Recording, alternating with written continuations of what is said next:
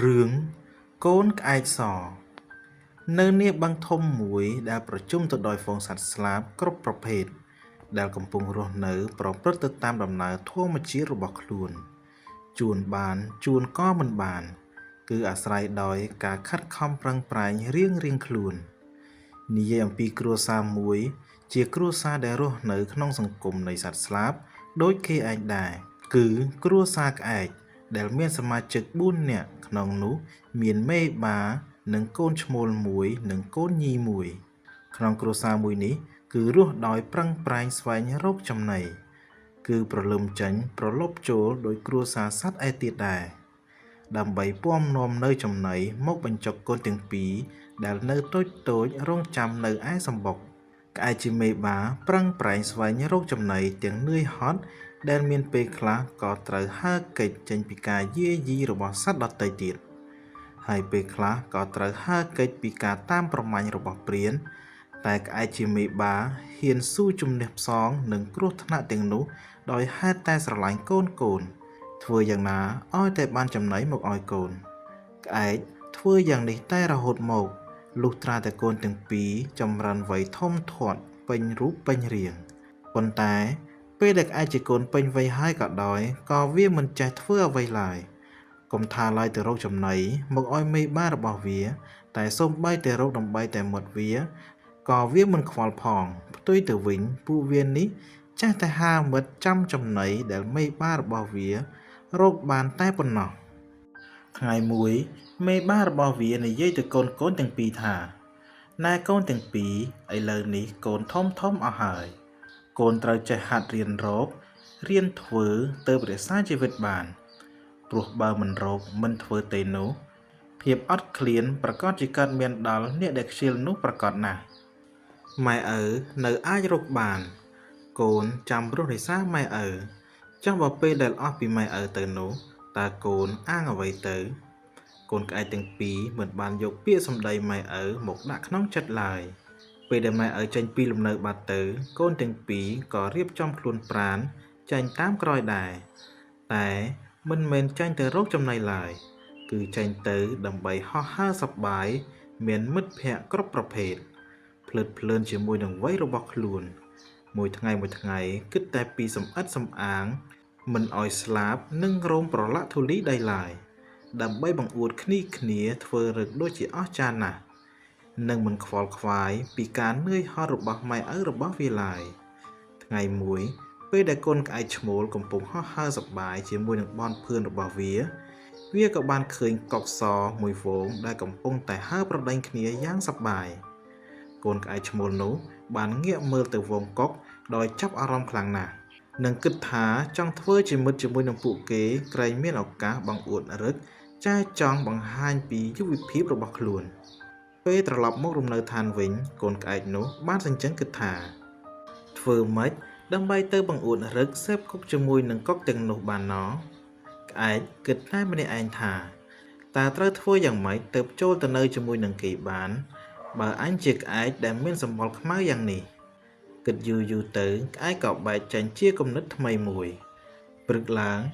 ពេលក្អែកជាមេបានិងក្អែកឯទៀតចេញទៅរកចំណីស្ងាត់បាត់ពីលំនៅហើយ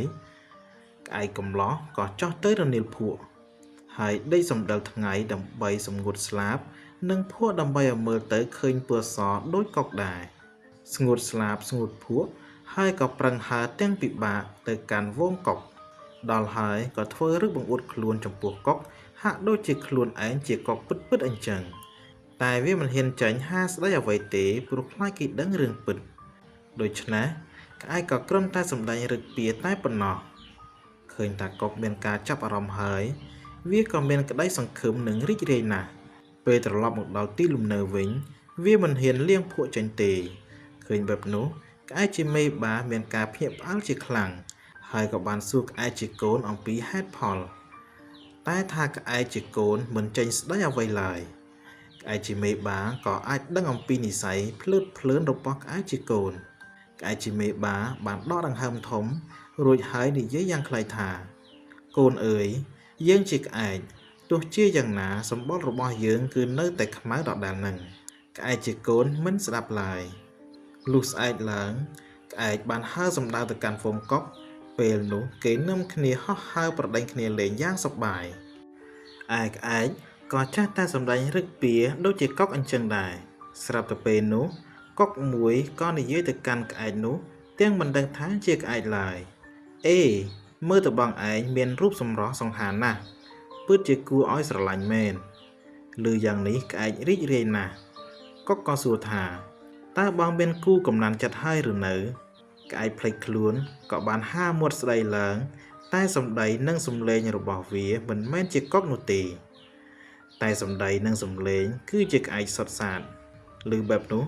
កុកទាំងអស់គ្នាក៏នាំគ្នាផ្ទុះសំណើចឡើងព្រមគ្នានិងពោលឡើងថាតាមពិតជាក្អែកខ្មៅសោះឯពណ៌សនេះគឺជាភក់ស្ងួតទេតើក្អែកនៅខ្មាស់កុកខ្លាំងណាស់ក៏ហើរយ៉ាងលឿនចេញពីវងកុកសម្ដៅទៅទីទឹកបំណងចុះលាងសម្អាតខ្លួន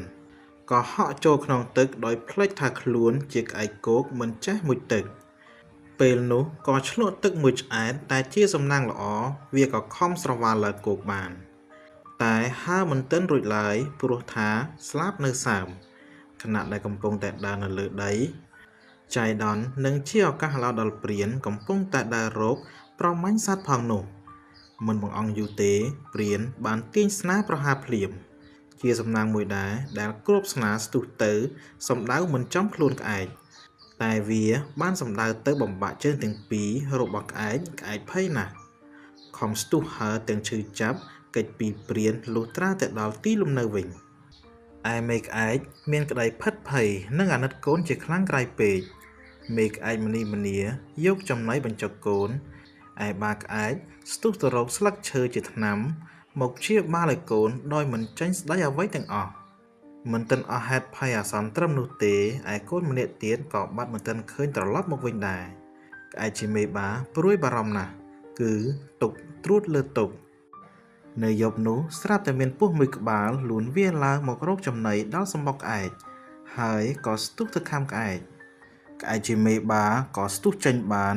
ឯកូនក្អែកដែលមានរបួសនោះទៅណាមិនទាន់ព្រោះឈឺនឹងមុខរបួសផងក៏គេចមិនផុតពីមាត់ពស់កូនក្អែកប្រឹងស្រែកឲ្យមេបាជួយឯពស់ប្រឹងទៅលេបកូនក្អែកចូលទៅក្នុងពស់ក្អែកជាមេបាក៏មិនដឹងថាត្រូវជួយកូនបានយ៉ាងម៉េចនោះទេគឺបានត្រឹមតែស្រែកទ្រហោយំឯកូនក្អែកចេះតែប្រឹងស្រែកយំឲ្យមេបាជួយរហូតកូនក្អែកស្រែកលុះត្រាតែបាត់សំឡេងឈឹងដោយសារតែពស់លេបចូលក្នុងពស់ផុតបាត់ទៅរីឯកូនក្អែកញីមួយទៀតក៏មានវាសនាមិនខុសគ្នាដែរដោយសារតែសេពគុកមិនល្អសបាយភ្លេចខ្លួនភ្លើតភ្លើនបានធ្លាក់ខ្លួនចូលទៅក្នុងដៃព្រានប្រមាញ់ជាមួយនឹងមិត្តភ័ក្តិមិនល្អទាំងនោះទុកទ្វេដងបានធ្លាក់មកលើដើមទ្រូងចំក្រអៅបេះដូងរបស់ក្អែកជាមេបាទាំងពីរគ្មានពេលរសាយដែលពេលខ្លះក្អែកទាំងពីរលែងចង់រស់ថែមទៀតផងដោយសារតែបាត់បង់អ្នកដែលខ្លួនស្រឡាញ់បំផុតនោះក្តីភ្លើតភ្លើន